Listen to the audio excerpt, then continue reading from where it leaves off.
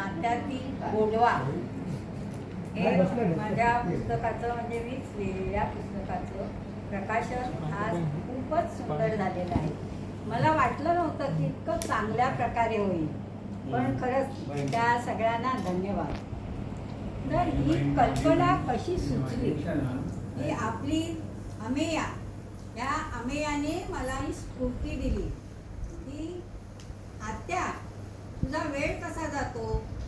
तर म्हटलं हे बघ, आता करोना आहे, करोनामुळे सगळे चिंतित आहे, किती जणांचे हजारोंचे बळी जात आहेत, लाखांचे लागण झालेली आहे. तर अशा परिस्थितीत मुलं घरी आहेत, सगळे घरी आहेत, तर काय करणार. मी करते वाचन. मग हे बघ आत्या तू असं कर, माझी जी आजी किंवा तुझी आई त्यांना तर आम्ही कधी पाहिलेलंच नाही, तर मला असं वाटतं, आणि तिचा फोटोही नाही चांगला आलेला, तर मला असं वाटतं की तू तिच्याबद्दल माहिती दे. बरं. आणि आपले काका, माझे बाबा यांनी लहानपणीचं तुझ्यासोबतच वेळ घालवलेला असेल, तर म्हटलं हो, त्यांचे खेळ, त्यांनी कोणत्या स्पर्धा जिंकल्या खेळामध्ये किंवा अभ्यासात किंवा एरवी कशातही, तर हे आम्हाला तू लिहिलंस तर वाचायला आवडेल. त्याचप्रमाणे इतर काही गोष्टी, तुझ्या अंगवलीच्या तू गावाला होतीस तर तिथल्या काही गोष्टी, तर अशा ज्या गोष्टी आम्हाला काही माहीत नाही, तर तू लिहिलंस तर बरं होईल, आम्हाला आवडेल वाचायला. बरं म्हटलं अगं हे तर काय, मग काय ते लेखनच झालं त्याच्याबद्दल. तर मग मी म्हटलं लिहिते. असा याचा जन्म झाला. आणि मग हे जे केलं की नाही काय आत्मचरित्र, या आत्मचरित्राचा जन्म ही त्याला कारण म्हणजे अमेया, तिच्या स्फूर्तीमुळे आत्मचरित्र मी लिहिलं गेलं. आता हे आत्मचरित्र लिहायचं म्हणजे त्याला खूप त्रास आहे. खूप अडचणी त्याला आल्या. अडचणी म्हणजे अशा की हे आत्मचरित्र लिहायचं म्हणजे मुख्यतः अमेयाने जास्त याला मेहनत घेतलेली आहे. तिने मेल केले, जे काय लिहिलेलं होतं त्याला मेल करून त्या माणसाला इन्स्टिट्यूटमध्ये पाठवायची. नंतर ते चित्र गोळा करायची, फोटो गोळा करायचे, ते कुठल्या कुठे त्यांची नावं लिहायची इत्यादी. खूप तिने मेहनत घेतलेली आहे. सचिन आणि अमेया हे दोघेही फोटोमध्ये एक्सपर्ट. कुठेही गेलं, कुठल्याही प्रसंगाचा तो फोटो काढणारं. तर सचिनकडे टॅप आहे, आमच्या लग्नाच्या वाढदिवसालाच घेतलेला आहे. त्या टॅपमध्ये सगळे फोटो त्यांनी एकत्रित केलेले आहेत.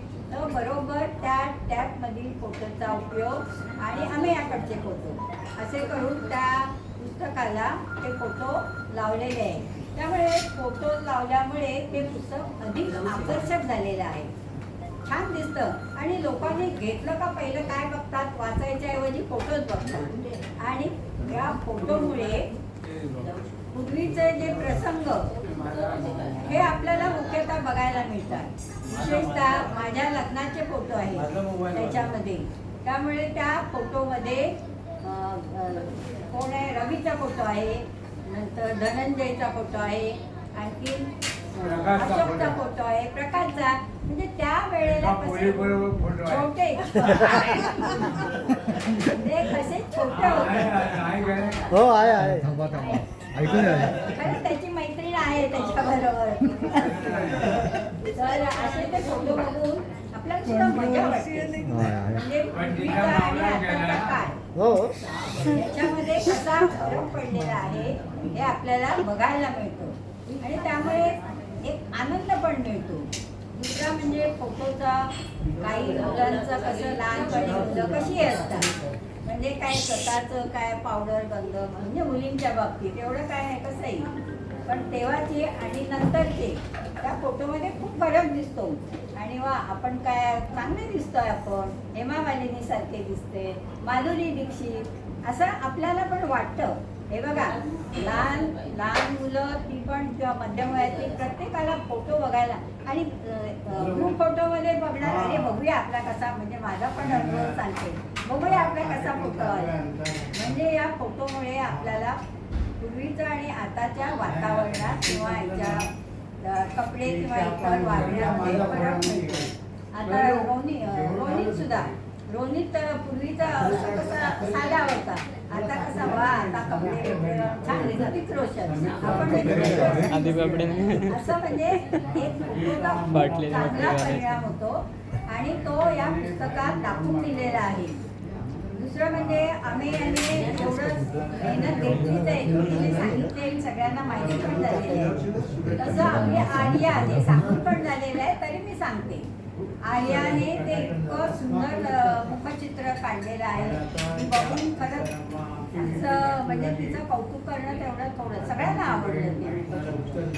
आणि त्या जे पुस्तकाला ते सुशोभित करणं हे आपल्या स्वप्नालीने ते छान पुस्तकाला हे घालून कव्हर घालून रिबीन बांधून पिंजून ते सुशोभित केलेलं आहे.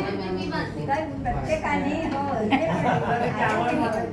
आणि प्रत्येकानं काही ना काही काम केलेलं आहे आणि या सगळ्यांच्या प्रयत्न केल्यामुळे किंवा मदत केल्यामुळे माझं हे पुस्तक, माझं हे आत्मचरित्र खरंच मला पण बरं वाटलं. ते बघून छान झालेलं आहे. तर याचं एक कारण म्हणजे या मुलांनी बरं माझी तिन्ही मुलं इथेच असल्यामुळे ठाण्यातच असल्यामुळे आम्हाला खूप मदत झाली. आता संगीता, सचिन आम्हाला म्हणजे आमचं काही हवं नको आम्हाला देतात, आम्हाला सांभाळतात. समीर, स्वप्नाली डॉक्टरांचं काम करतात. डॉक्टरांचं हे घेणं, काय अपॉइंटमेंट घेणं, बाबांना नेऊन हॉस्पिटलमध्ये नेणं आणणं ही सगळी कामं करतात. तर तिन्ही मुलं आम्हाला खूप मदत करतात. तर मी म्हणते मुलंच नाही तर हे म्हणजे भाऊ, 6 भाऊ सुद्धा